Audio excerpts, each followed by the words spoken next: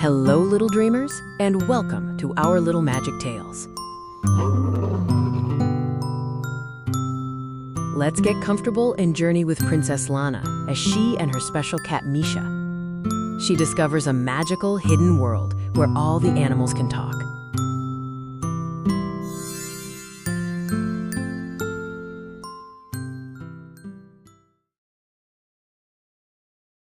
Princess Lanna and the Animal Kingdom. In a castle with quiet halls and polished floors lived Princess Lanna. Her life was calm and orderly, yet she was always curious about the world beyond. Her friend was a small gray cat named Misha, who held a magical secret. He could talk, but only to her. One sunny afternoon, they were playing hide-and-seek in the royal gardens. Misha, quick as a thought, darted behind a thick curtain of ivy on an old stone wall. "Lanna, come look." His voice tickled her ear, a tiny sound no one else could hear. Behind the ivy was a small, dark cave. Lanna, who had the heart of an explorer, felt a thrill of excitement, not fear. Holding Misha securely in her arms, she took a deep breath and stepped out of the sunshine and into the cool dark.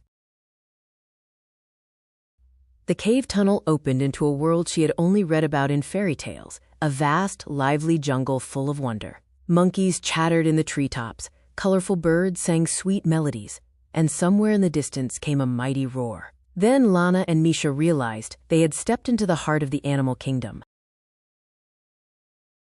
"Misha, where are we?" Lanna breathed. Before he could answer, they wandered into a sunny grassland. On the highest rock sat a magnificent lion with a mane like a fluffy crown. He was watching all the other animals below. "I am King Leo," the lion's voice boomed across the plains. "In this land, I make all the rules. What I say goes. It is the simplest way to keep everyone safe and in order." As Lanna and Misha walked on, thinking about the king's words, a wise old owl with feathers like patterned silk landed softly on a branch beside them. "King Leo's way is one way to rule," the owl hooted gently, "but it is not the only way." "My name is Hoot," the owl said. "Long ago, a grumpy gorilla was king. He would shout, 'Only my way is right,' and punish anyone who disagreed. He made everyone follow his orders, and the jungle was full of fear, not safety."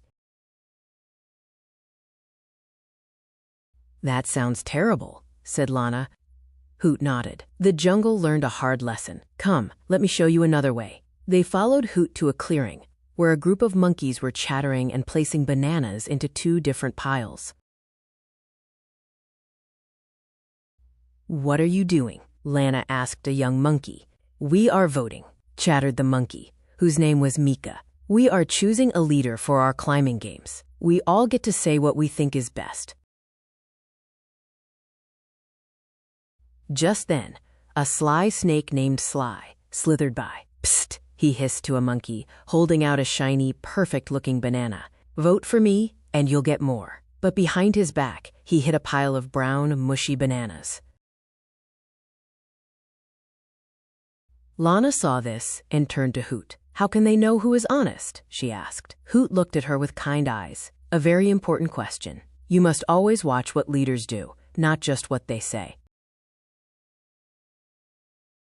"There are new helpers in the jungle too," said Hoot. Down by the river, the clever beavers had built amazing stick collectors, little dams made from twigs and vines that could gather sticks all by themselves. The animals were thrilled. Now they could use the sticks to quickly build cozy homes and grow their busy jungle town.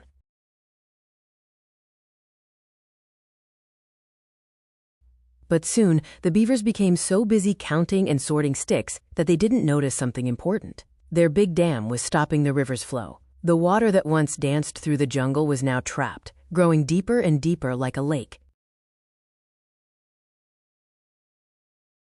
A little mouse sat on a toadstool, looking very sad. "My front door is all wet," he squeaked. Then Lanna felt sorry, and Lanna cheered him up. They found a dry, sunny new home together by the hill. That night, Lanna and Misha slept in a soft, mossy bed Hoot had found for them. The next morning, Lanna woke up with a brilliant idea. "I know how we can help," she told Hoot and Misha, her eyes sparkling. First, they found Sly the snake trying to give another monkey a shiny rock. "Vote for me, and you'll have all the shiny things," he hissed. But Mika stepped forward. "What have you done to help the jungle?" she asked bravely. Sly the snake had no answer. He just blushed a bright red and slithered away into the bushes. The other monkeys cheered for Mika. They had learned to look for helpers, not just people who made promises.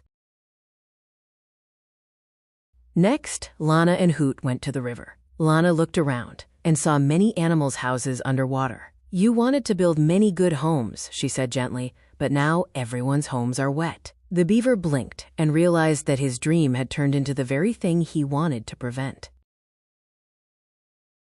Lanna smiled at the beaver and said, "Making something new with clever tools is wonderful, but we must listen to life around us too."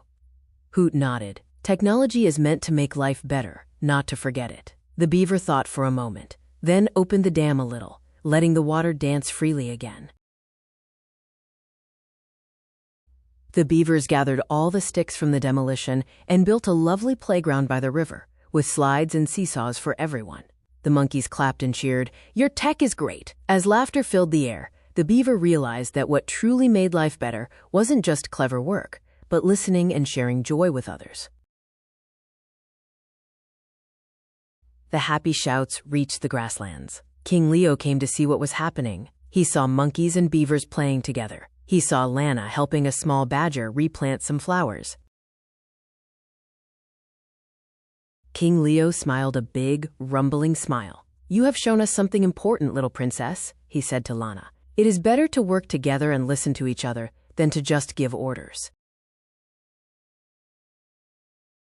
As the sun began to set, painting the sky in orange and pink, Hoot led Lanna and Misha back to the cave. "You will always be welcome in the Whispering Woods," the owl said. "You have helped make our home a better place." Back in her garden, Lanna hugged Misha tightly. The castle was quiet, but her heart was bright with new dreams. She realized the world isn't perfect. It just needs everyone to keep learning and helping each other. And from that day on, Lanna wished to be a friend who made the world a little happier and kinder every day.